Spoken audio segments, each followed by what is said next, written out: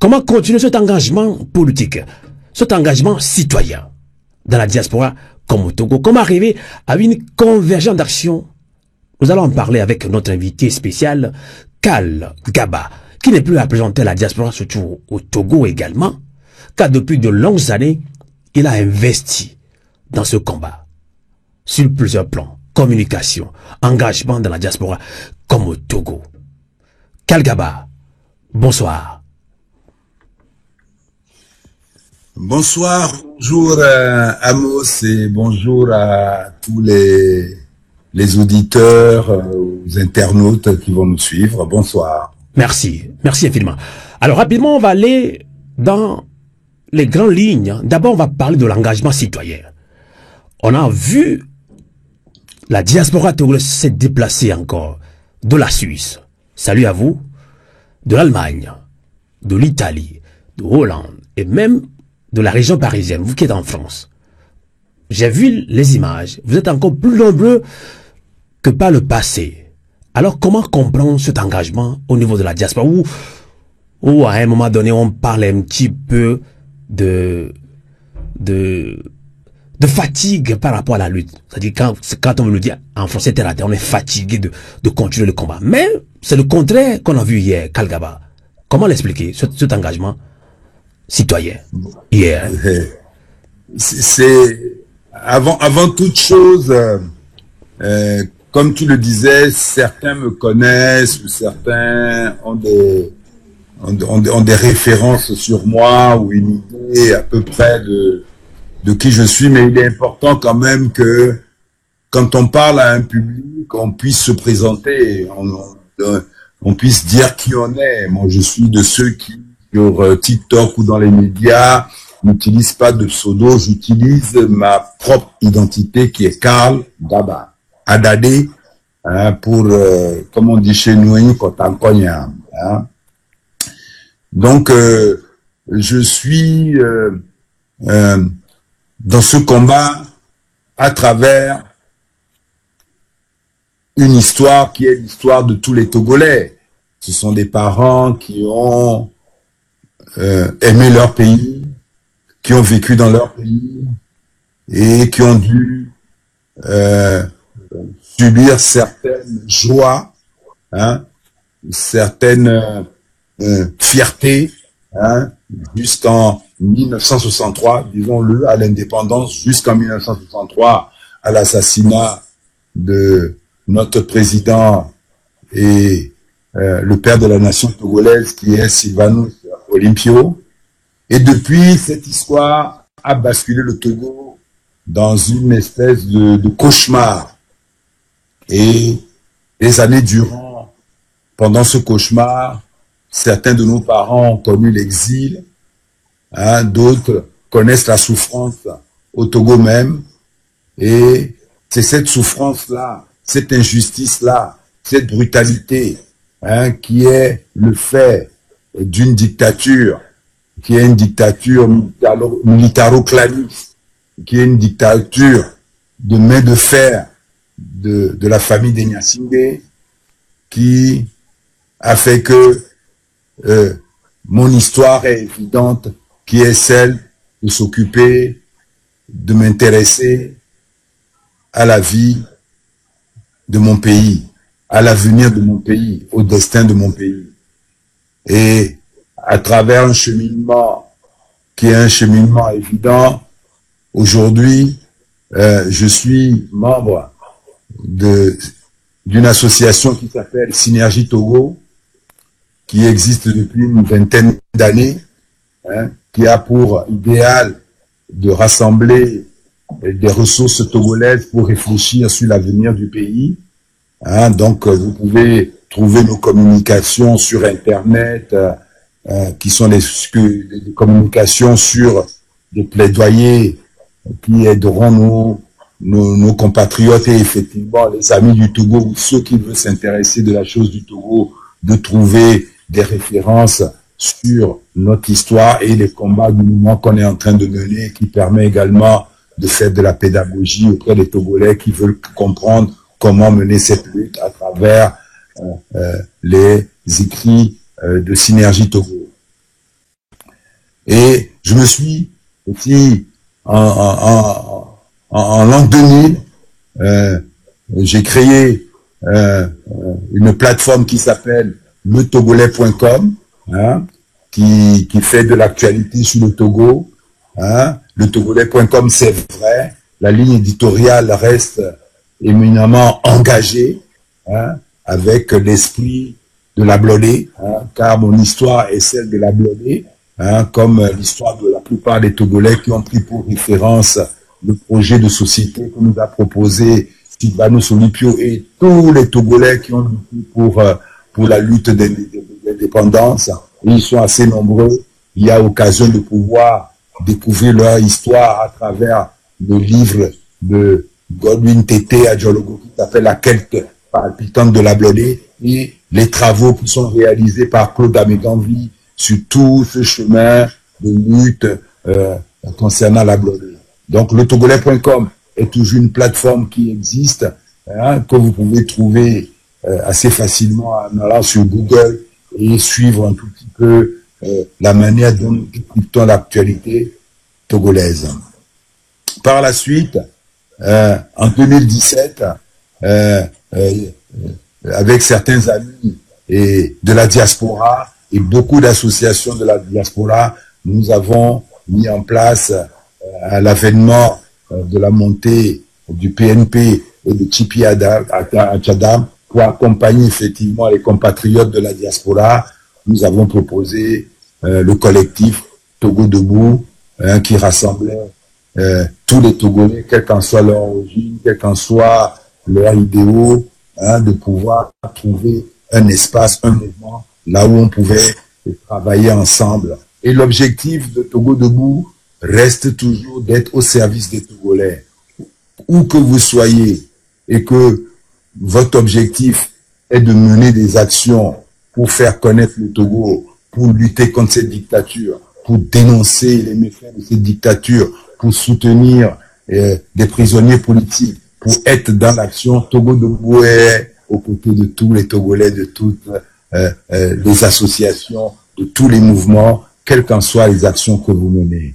Hein. Donc, c'est pour ça, quand il s'est avéré que le M66 a lancé effectivement la manifestation pour le 30, que ce soit au Togo comme dans la diaspora, il était évident pour nous que nous mettons toujours au service de toutes les causes et au service de toutes les actions.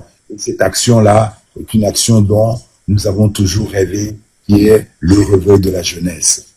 Et c'est pour ça, le 30, Togo Debout s'est mis au service de toute la jeunesse togolaise pour accompagner, assister, animer, suivre, mobiliser pour la manifestation du 30 août, qui est la manifestation d'hier, qui a été un succès magnifique et nous aurons l'occasion d'aller dans les détails. Mais je tenais effectivement à me présenter pour qu'on puisse comprendre ma trajectoire. Mais c'est vrai que je suis immensément, viscéralement un fils de la Blodé. Comme on le dit, à Blodévio. Merci. On vous a laissé se présenter comme il faut parce que les grands frères, ceux qui nous suivaient depuis de longues années, vous connaissent. Mais sur TikTok, il y a des compatriotes qui, bon, vous nous en excusez, hein, découvrent maintenant, sa langue de bois, le combat que nous menons. Donc, ça vaut la peine que vous vous présentez comme il faut, de tout ce que vous avez pu faire, votre organisation Synergie Togo et également Togo Debout. Donc, c'est tout à fait normal que vous faites cette présentation-là. Alors, par rapport à cette grande mobilisation, manifestation lancée par M66 et d'autres mouvements de la diaspora, Togo Debout aussi a sorti un communiqué en soutien à ce grand mouvement. Mais vous avez aussi salué encore notre engagement et nous rappeler de se souvenir toujours de l'engagement, paix à son âme, hommage à lui, à ce grand homme, Papa Sylvanus Olympio Kalgaba. Il est important qu'il y ait un autre aussi dynamique que nous avons lancé avec certains de nos amis qui s'appelle Sylvanus Olympio Forever. Et tous les 13 du mois, nous sommes à Gouer pour essayer de commémorer notre président, l'homme qui est vraiment à l'essence même, à l'esprit même du combat que nous menons. Effectivement, sur la manifestation d'hier, il va de soi qu'il est important de rappeler à nos compatriotes ce pourquoi on se bat. C'est un idéal de liberté, c'est un idéal de paix, mais c'est également un idéal de développement. Ce que nous avons hérité de nos parents, de nos grands-pères, de la lutte de la Blolé, c'est l'indépendance totale, mais l'indépendance totale pour construire un pays, un Togo, pour un mieux vivre.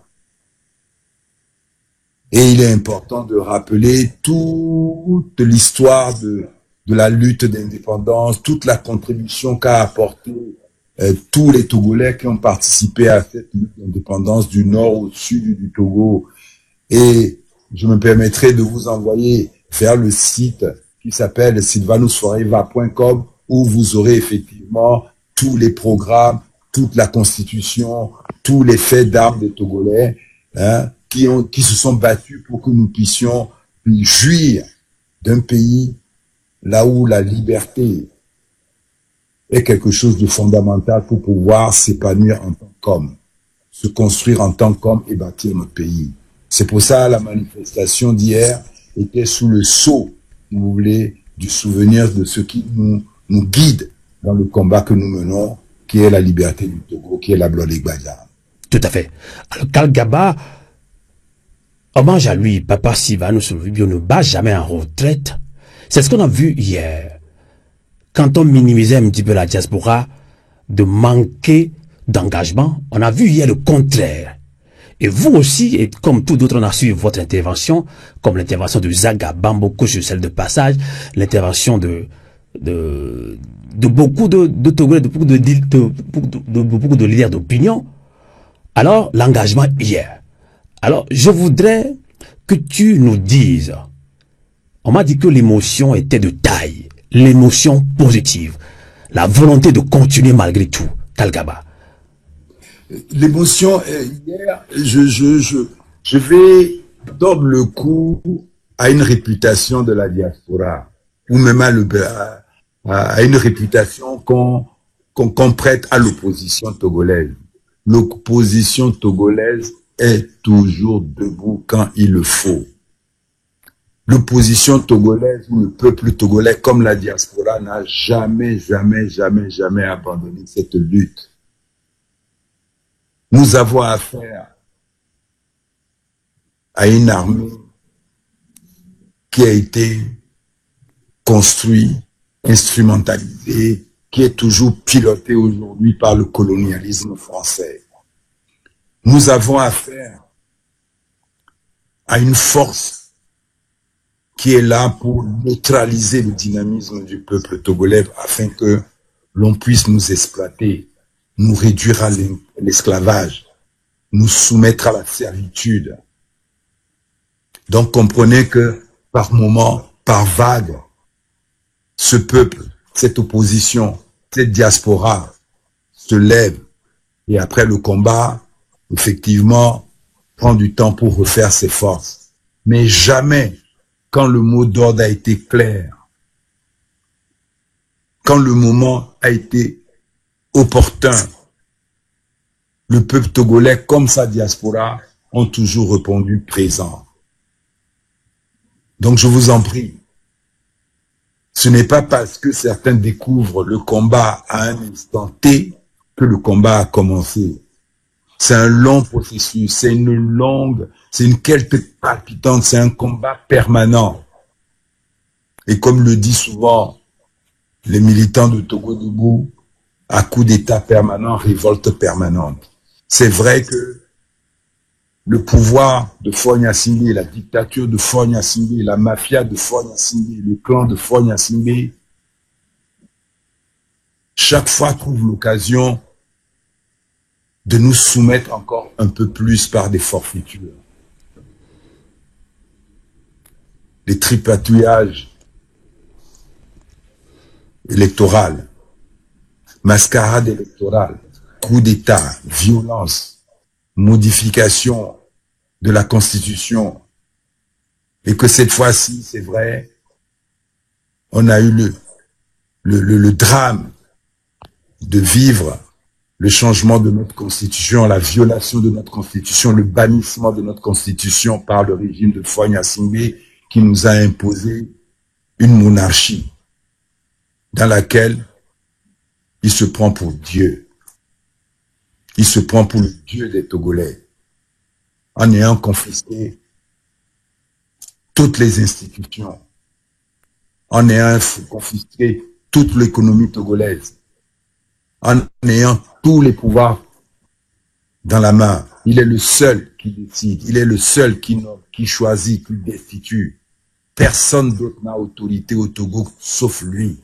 Aucun contre-pouvoir, ni la presse.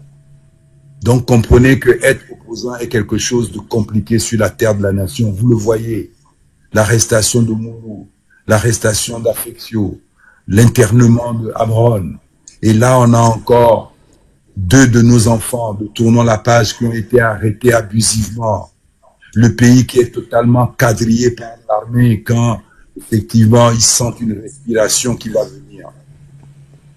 Mais nous devons, à chacune de leurs provocations, à chacune de leurs forfaitures, de leur montrer qu'on est là. C'est pour ça qu'on a eu le 6 juin, on a eu le 25, 26, 28 mai, 28 juillet, excuse-moi. On a eu le 30 août. Et à chaque moment, chaque instant là où il est possible, il faut que notre révolte soit permanente et que les Togolais répondent présent. Ils ont répondu présent hier dans la diaspora parce que pour nous, dans la diaspora, c'était beaucoup plus facile pour nous de représenter, de témoigner pour ceux qui ont peur, ceux qui sont au pays, qui ne peuvent pas bouger, que je comprends, ceux qui ont une crainte pour leur vie parce qu'ils voient les crimes qui sont faits. Ils voient qu'il n'est pas possible de pouvoir manifester dans certaines circonstances parce que votre existence même est l'enjeu. D'accord. Votre travail est l'enjeu.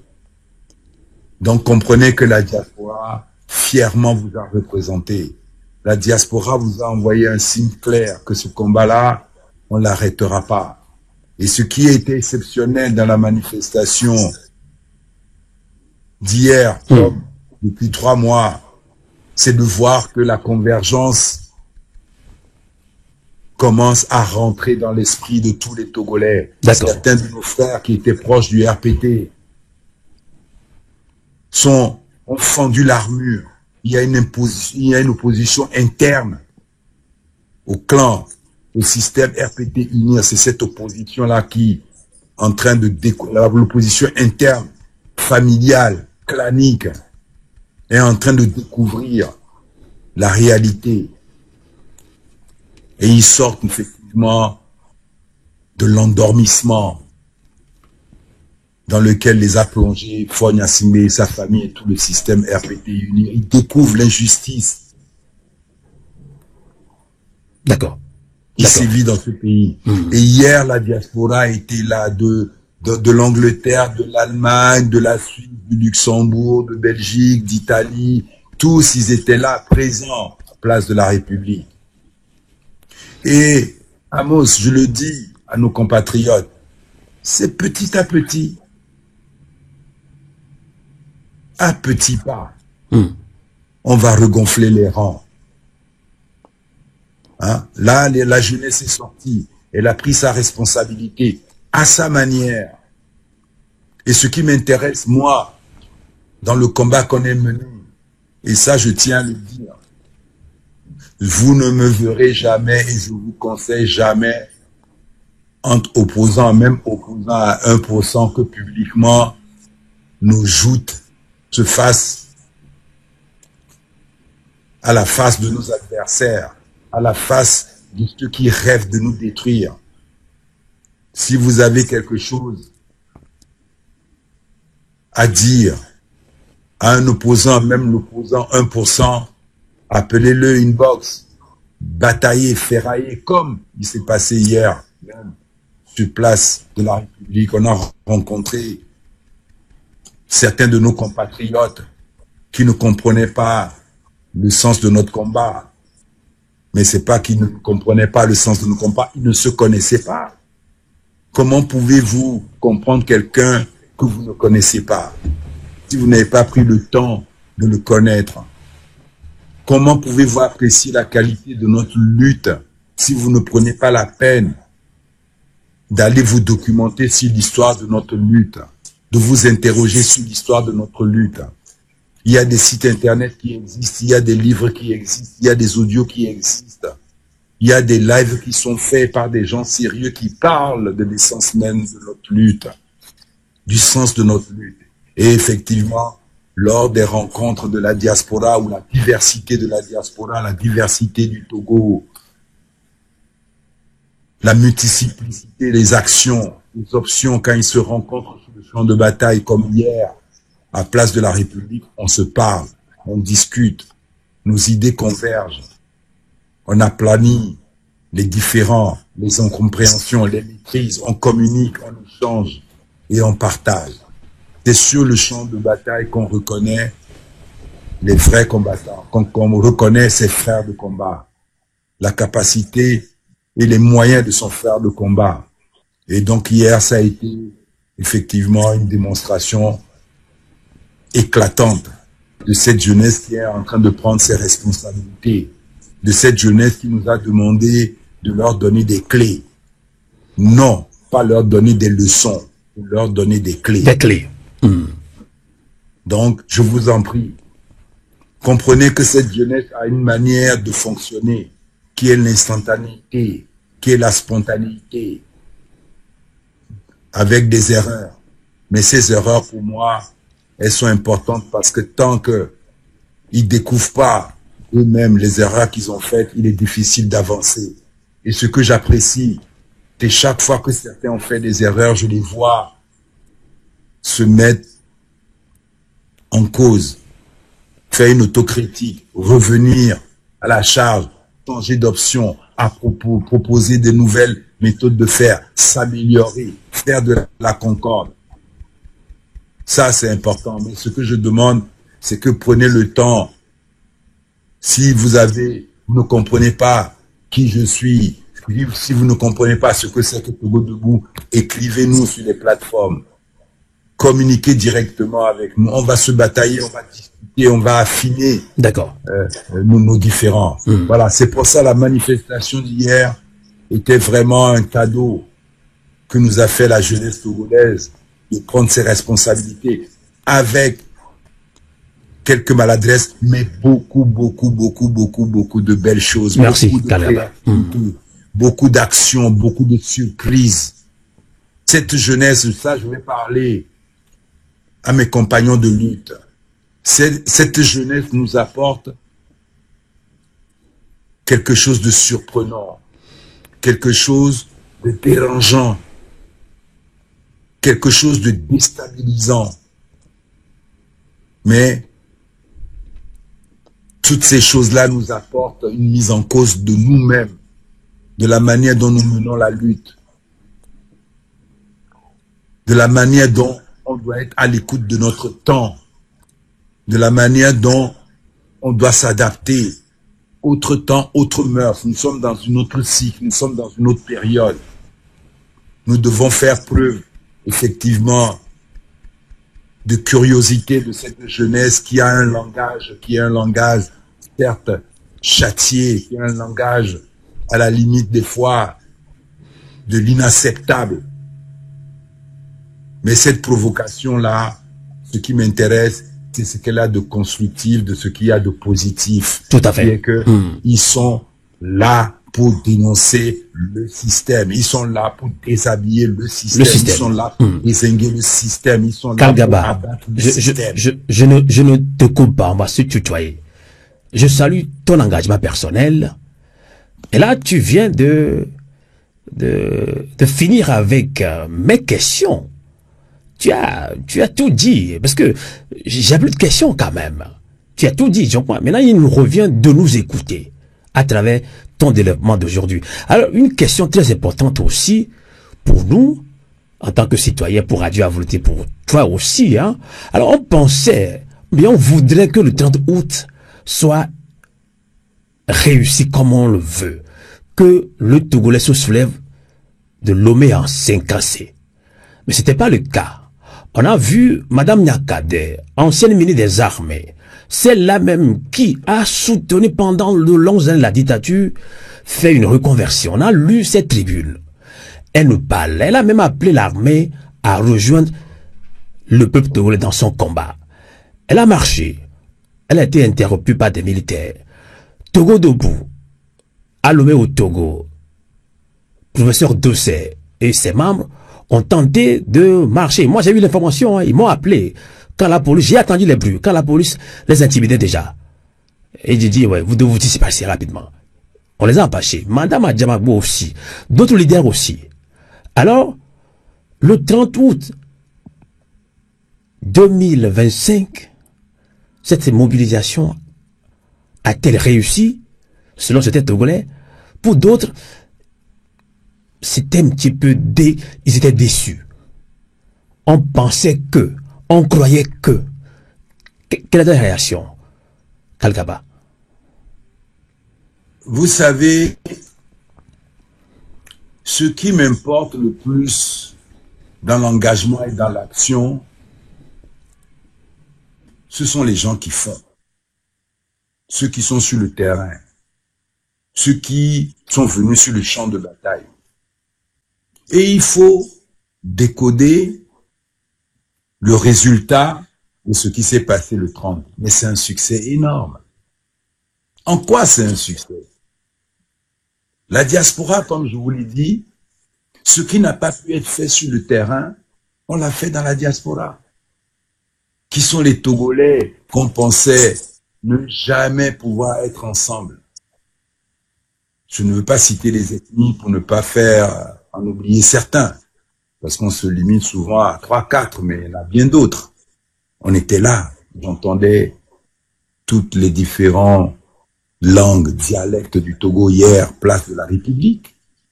Nous attendions le chant de guerre ou d'encouragement de différentes ethnies du Togo. Nous attendions les soutiens, les mots d'ordre de chacun des Togolais, des mouvements de différentes obédiences. Et c'est ça qui importe. C'est que les gens qui sont ce qu'on appelle nos porte-voix, le porte-voix de chacun des Togolais, quelle qu'en soit leur religion, leur ethnie, leur parti politique, étaient là, à place de la République, pour venir donner un signal clair, surtout à leurs frères et sœurs, qui sont mobilisés, ils sont ensemble pour essayer d'avancer dans cette lutte.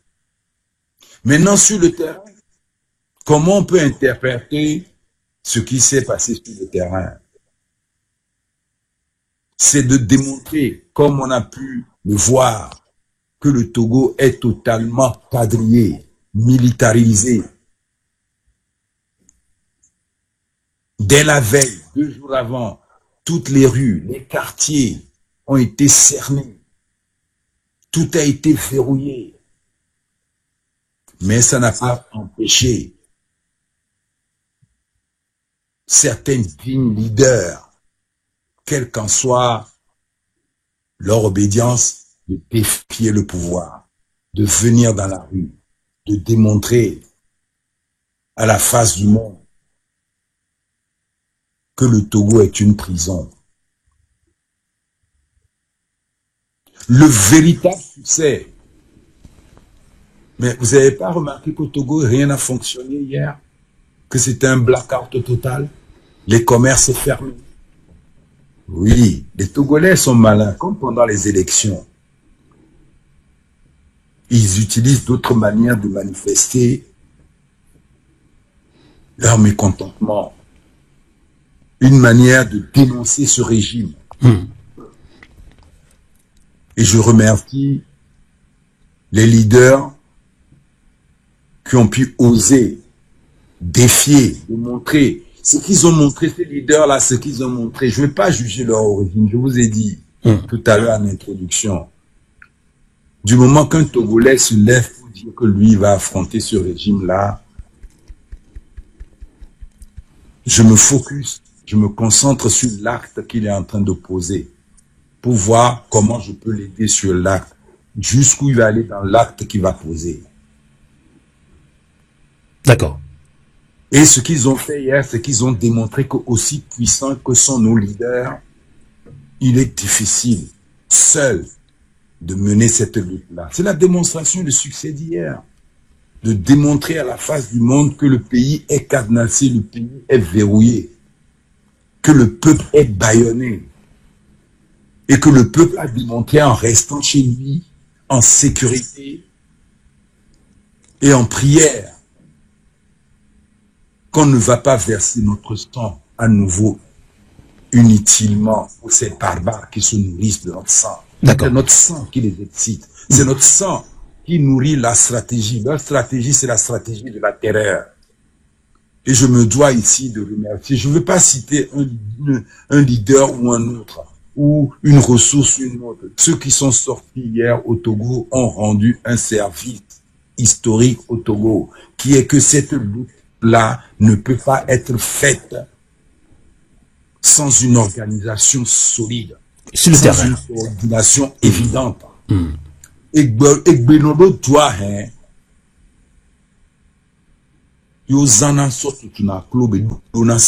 continuez à influencer, s'il te plaît. C'est le mot d'ordre commun. C'est la volonté commune qui permet de bâtir l'énergie suffisante qui nous permettra de franchir ce mur-là. Et hier, démonstration a été faite, effectivement, que ce peuple-là qui s'est tué, qui s'est terré, c'est une manière, c'est une forme, comme ça qu'il faut l'interpréter. Il ne faut pas le prendre comme une désertion. Ce n'est pas une désertion, c'est une manifestation. La force que les Togolais avaient j'ai encore une question. Togo, ils ont utilisé cette force-là, qui est de ne pas nourrir ce régime sanguinaire du sang dont ils ont besoin pour effectivement imposer sur la stratégie de la terreur. Oui, Fofocal Gabon, le temps va très vite, hein? Donc vous m'avez promis que vous ne serez pas trop long aujourd'hui dans cette émission, vous n'allez pas aussi rester pendant longtemps. On a déjà invité également Eric Valls, qui est aussi dans cette émission, notre deuxième invité qui est déjà là. Alors, une question importante pour vous, le 30 août a été une réussite en termes de mobilisation. Pour l'expliquer, il n'y a que l'armée qui a décidé. Non, en termes de symbole. En termes de symbole, ok. En termes de symbole. Alors, il n'y a que l'armée qui a décidé d'étouffer. Oui. Ce que l'opposition ne fait jamais, à chacun des combats, on n'explique pas ce pourquoi on a été au combat. D'accord. On a tiré de ce combat. Quelles leçons on a tiré de ce combat? Et quelles sont les perspectives qu'on a? Le 30 nous apporte quelque chose. Pour moi, dans la diaspora, je peux être beaucoup plus affirmatif. J'avais la chair de poule. Je n'avais pas besoin de parler.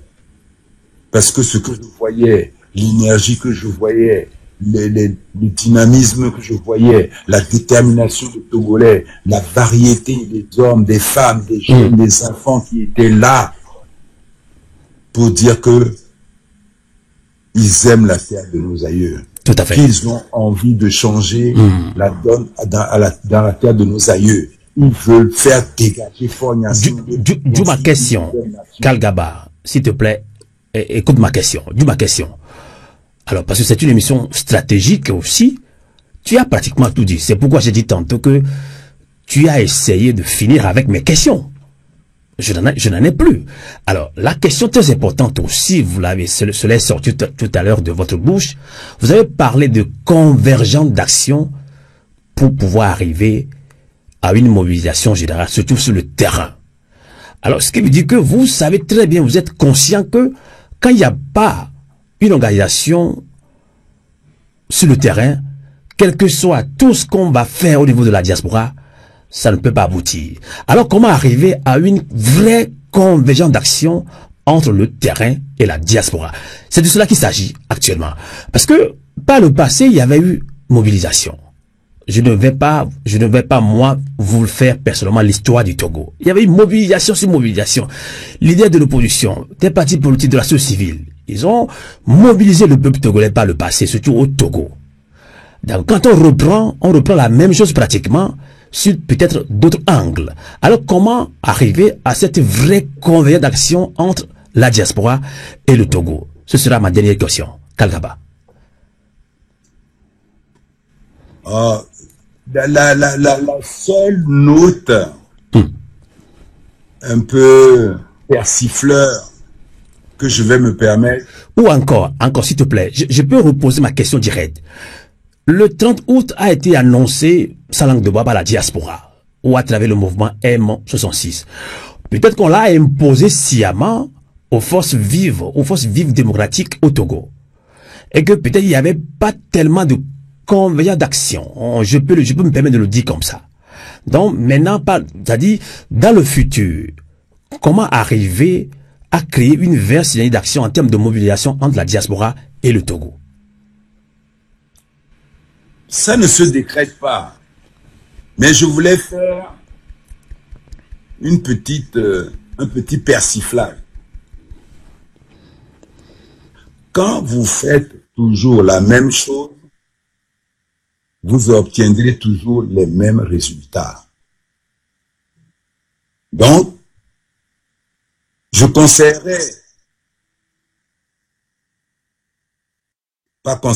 suggérerais